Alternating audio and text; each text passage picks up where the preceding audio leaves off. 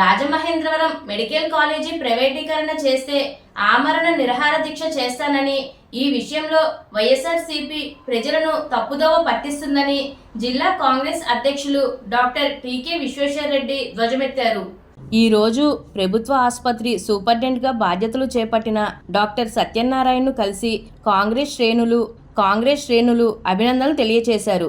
అదేవిధంగా హాస్పిటల్లో పేదలకు ఎదురవుతున్న సమస్యలను దృష్టిలో పెట్టి వాటి పరిష్కారానికి కృషి చేయాలని విజ్ఞప్తి చేశారు.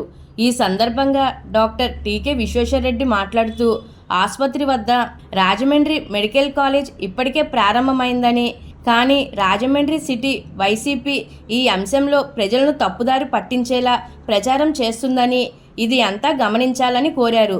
రాజమండ్రి సిటీ కాంగ్రెస్ అధ్యక్షుడు బాలేపల్లి మురళీధర్ మాట్లాడుతూ, ప్రభుత్వ ఆసుపత్రిలో పేద రోగులు అనేక బాధలు పడుతున్నారని, వారి సమస్యలు తక్షణం పరిష్కరించాలని డిమాండ్ చేశారు.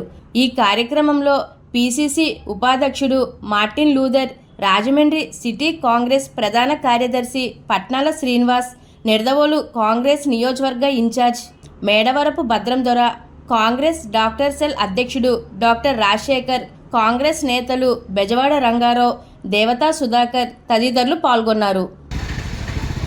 ఈరోజు మన స్థానిక రాజమండ్రి నగరానికి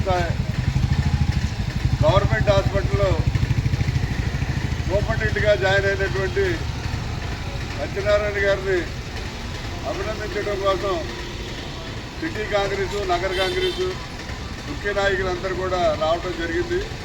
ఇది గతంలో కాకినాడలో పనిచేసి మంచి పేరు తెచ్చుకున్నారు.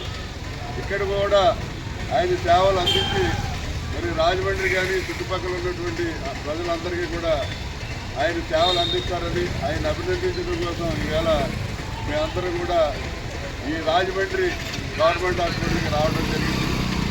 ముఖ్యంగా ఒక విషయం ఏంటంటే, ఈవేళ వైసీపీ పార్టీ వాళ్ళు రాజమండ్రి నగరంలో ఒక ర్యాలీ పెట్టారు.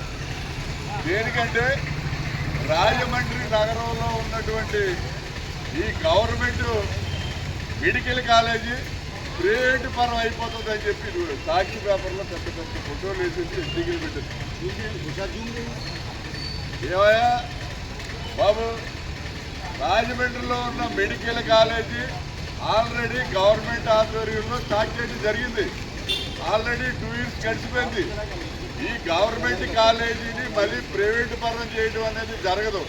మీరు ఏదో ప్రజలను తప్పుదోవ పెట్టించి ర్యాలీకి బాగా జనం వస్తారని చెప్పి అడ్వర్టైజ్మెంట్ చేసుకోవడం కోసం దయించి ఇలాంటి తప్పుడు ప్రకటనలు ఇవ్వద్దని చెప్పి వైసీపీ నాయకులు కోరుతున్నాండి.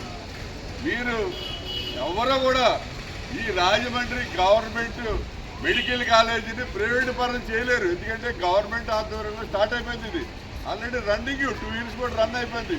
ఇప్పుడు ఏదో కొత్తగా ఈ రాజమండ్రి గవర్నమెంట్ మెడికల్ కాలేజీని మేము ప్రైవేటు పరం చేస్తున్నారు గవర్నమెంట్ వాళ్ళు, అది ఇదని చెప్పి మీరు ప్రకటనలు చేసి ప్రజలను రెచ్చగొట్టి ఊరేగింపు చేయడం కరెక్ట్ పద్ధతి కాదు. ఈ రాజమండ్రి గవర్నమెంట్ మెడికల్ కాలేజీ ఎట్టి పరిస్థితుల్లోనూ కూడా ప్రైవేటు పరం అవ్వదు. అలా అయ్యే పరిస్థితి కనుక వస్తే ఈ రాజమండ్రి నగరంలో గవర్నమెంట్ హాస్పిటల్ దగ్గర నేను అమర నిరాహార దీక్ష చేస్తానని చెప్పి ఈ సందర్భంగా తెలియజేస్తాను.